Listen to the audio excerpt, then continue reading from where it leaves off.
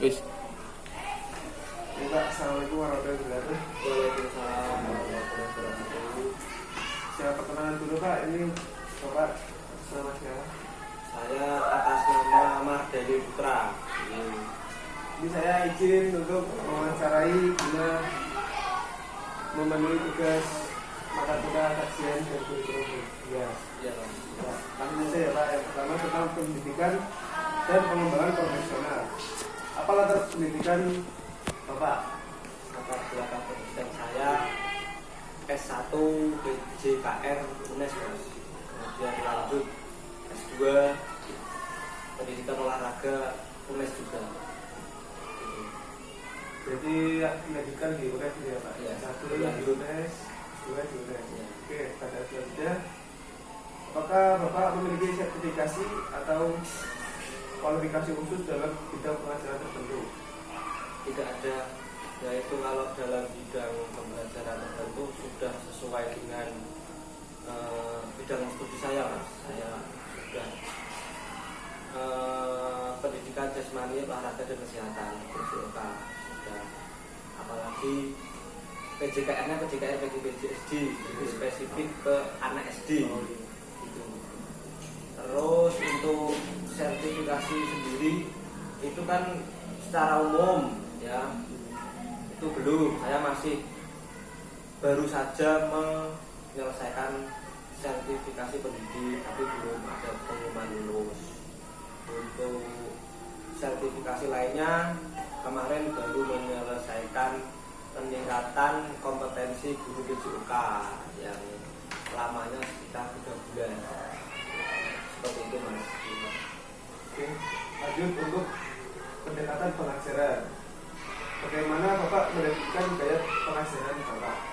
Kalau gaya pembelajaran saya, pembelajaran yang berpusat pada peserta didik, itu dinamakan pembelajaran diferensiasi, menyesuaikan kemampuan peserta didik, tidak membeda-bedakan antara kemampuan anak yang mahir dan kemampuan anak yang kurang mahir. Jadi kita sebagai guru olahraga harus memahami kemampuan psikomotor anak, kemampuan kognitif anak, dan kemampuan sosial anak. Sikapnya kita nilai juga. Itu, Mas. Lanjut, apa strategi Bapak yang dilakukan untuk memastikan bahwa setiap siswa memahami materi pendidikan tersebut? Nah, untuk strategi saya setiap kali pembelajaran, untuk mengetahui anak itu memahami atau tidak, saya menggunakan beberapa pertanyaan-pertanyaan yang kiranya sesuai materi yang saya ajarkan. Contohnya saya mengajarkan pendidikan kebugaran jasmani. Pertanyaannya menggunakan pertanyaan pemantik.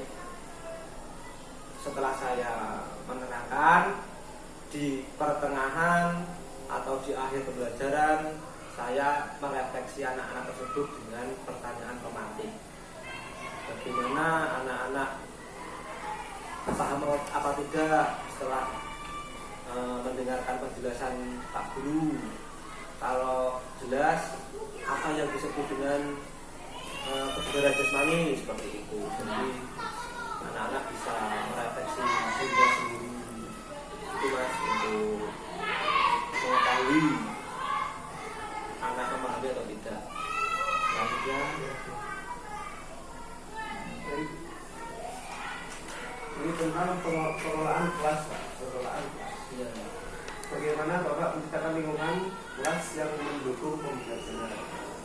lingkungan kelas di SDN Gebangsari 03 ini alhamdulillah sudah baik, ya, cukup, karena itu aset-asetnya juga sudah lengkap sesuai dengan permintaan dan materi yang saya ajarkan.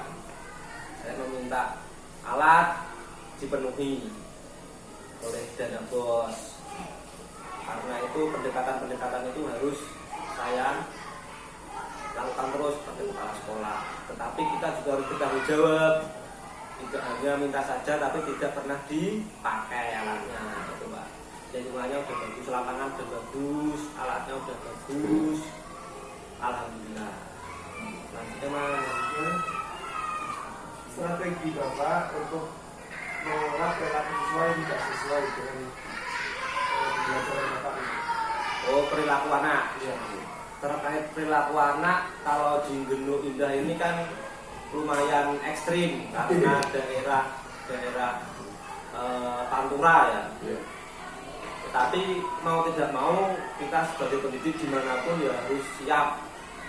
Nah, strategi saya untuk mendidik anak yang sangat aktif dalam kenakalan itu, ya saya hanya memberikan penjelasan aja, pengertian saja, tapi secara bertahap. Kalau anak dengan kenakalan tadi ya Mas, apa itu? Kurang lebih seperti itu. Kenakalan itu kalau yang ringan-ringan secara lisan langsung. Contohnya kalau sekarang bullying ya, ejek itu ya langsung pendekatan secara langsung dalam pembelajaran. Tidak boleh membuli temannya, tidak boleh main fisik pada temannya. Ya kalau masih melanjutkan kenakalannya ke tingkat yang lebih tinggi, ya kita bimbing ke ruang bimbingan konseling ini, memberi pengertian. Kalau masih nakal lagi, ya kita panggil orang tuanya, bagaimana baiknya, seperti itu Mas. Baik, selanjutnya yaitu dengan tema kolaborasi dan komunikasi. Bagaimana Bapak berkolaborasi dengan rekan guru dan staf sekolah? Untuk kolaborasi antar teman sejawat di sini di Pasar 3 itu saya menggunakan biasanya waktu outing kelas keluar, nah keluar ke luar lah intinya. Itu ada nggak renang karena renang kan dilarang ya, karena ya jalan sehat. Kemudian kalau kemarin itu nonton film ada, nah itu saya berkolaborasi dengan teman-teman guru kelas. Selain itu juga kelas meeting. Kelas meeting kan sudah nggak ada pembelajaran aktif, jadi saya sebagai guru PJK itu setidaknya mampu menghandle kegiatan kelas meeting. Jadi guru kelasnya saya masukkan menjadi panitia. Kemarin membuat lomba casting. Jadi saya koordinator, guru kelasnya ikut membantu sebagai wasit atau sebagai persiapan alat, seperti itu Mas. Selanjutnya, bagaimana Bapak menangani konflik atau tantangan komunikasi dengan orang tua atau rekan kerja? Tantangan konflik ini kalau tidak ada tantangan konflik gimana Mas? Nggak apa-apa? Ya, berarti pendekatan komunikasi dengan orang tua. Orang tua. Kalau konflik, alhamdulillah tidak ada. Kalau selama saya mengajar di sini ya, konflik dengan orang tua itu tidak ada. Konflik dengan guru sudah tidak ada. Cuman kalau kenakalan anak, saya sering memanggil orang tua ke sini. Ya karena kenakalannya agak ekstrim, saya berkomunikasi dengan orang tua dan memvideokan anak. Ketika saya wawancara dengan anak, saya videokan untuk bukti video kepada orang tua tersebut bahwa anaknya itu aslinya seperti ini. Karena orang tuanya di rumah kan kurang pengawasan. Orang tuanya kerja pagi, pulang sore, tidak memberi, kurang perhatian lah kepada anaknya seperti itu. Kalau konflik nggak ada Mas di sini. Selama saya di sini ya. Selanjutnya, pertanyaan tentang penilaian dan pemantauan kemajuan siswa. Bagaimana Bapak melibatkan siswa dalam proses penilaian dan pemantauan kemajuan mereka? Ya, dalam penilaian pastinya kan kita menggunakan asesmen dulu ya Mas, asesmen pengamatan kepada peserta didik waktu pembelajaran itu bagaimana, apakah dalam materi itu kan nggak cuma satu kali tatap muka, 1 minggu itu berapa jam, kemudian dilanjutkan minggu kedua, kemudian dilanjutkan minggu ketiga. Untuk pemantauannya sendiri, kita pembelajaran pertama, tatap muka pertama kita lihat dulu asesmennya dari gerak-gerak yang ringan dulu seperti apa. Kalau gerak tersebut mereka mampu, alhamdulillah. Kemudian untuk minggu berikutnya kita tingkatkan lagi gerakannya, tetapi masih sama dengan materi yang kita ajarkan. Kalau masih ada peningkatan lagi, alhamdulillah. Kalau tidak ada peningkatan lagi, kita ulang sedikit demi sedikit. Nah, pemantauannya kan seperti itu Mas, bertahap. Minggu pertama, minggu kedua, minggu ketiga. Nah, seperti itu Mas, bertahap. Satu materi, beberapa kali pertemuan kita nilai. Selanjutnya yaitu keterlibatan komunitas. Apakah Bapak terlibat dalam kegiatan ekstrakurikuler atau kegiatan di luar jam sekolah? Untuk kegiatan ekstrakurikuler di sini nggak ada Mas, kalau olahraga. Cuman kalau ekstrakurikuler yang lain ada, seperti tari, terus BTQ, pramuka. Kalau olahraga nggak ada, karena anak-anak lebih memilih mengembangkan bakatnya ke klub-klub di luar sekolah. SSB. Iya, SSB yang banyak di sini SSB, pencak silat, sama bulu tangkis itu ada.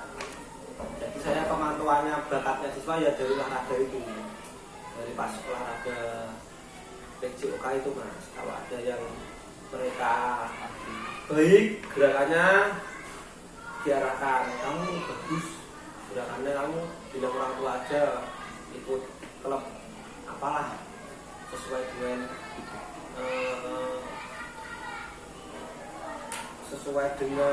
hobimu apa. Iya.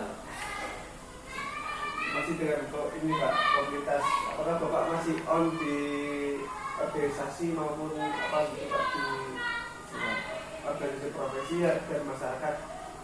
Organisasi saya Komunitas. ya. Komunitas paling bulu tangkis Mas. Masih on ya? Masih on. Iya. Sama teman-teman lah, teman-teman di luar. Kalau teman-teman di guru PJOK itu KKG guru PJOK itu setiap 1 bulan sekali, kadang futsal bareng, kadang komunikasi bareng, ada tantangan baru kita diskusikan bareng-bareng. Jadi komunitasnya cuma KKG PJOK sama main bulu tangkis sama teman-teman itu. Iya. Selanjutnya, inovasi dalam pengajaran. Bagaimana Bapak mengintegrasikan teknologi dalam pengajaran? Teknologi saat ini sangat banyak ya Mas. Kalau PJOK itu saya menggunakan teknologi itu di dalam kelas saat pembelajaran. Biasanya kita menerangkan kan cuma menerangkan secara vokal saja, tidak visual. Kalau saya dengan menggunakan media pembelajaran gambar-gambar di lapangan itu sering, tapi kan cuma ngeprint, setelah itu nggak dipakai lagi. Makanya untuk itu saya menggunakan LCD Mas di kelas, saya masukkan kelas dulu. Tapi tidak sering, hanya momen-momen tertentu saja. Jadi ada video, ada ambil dari TikTok itu juga saya sering, karena untuk menarik perhatian anak. Kalau anak nggak dikasih itu kadang bosan. Itu masuk kelas menggunakan LCD, proyektor, anak-anak melihat video, mencoba bareng-bareng, mencoba pasangan. Itulah teknologi yang saya gunakan. Kadang juga menggunakan tugas dengan Google Form. Orang tuanya suruh bantu. Itu pas kadang pas puasa. Itu tak suruh Google Form. Mempermudah kita dan mempermudah mereka. Oke mas, lanjut. Oke mungkin itu cukup dari saya. Oke, selanjutnya saya masnya lanjut. Oke.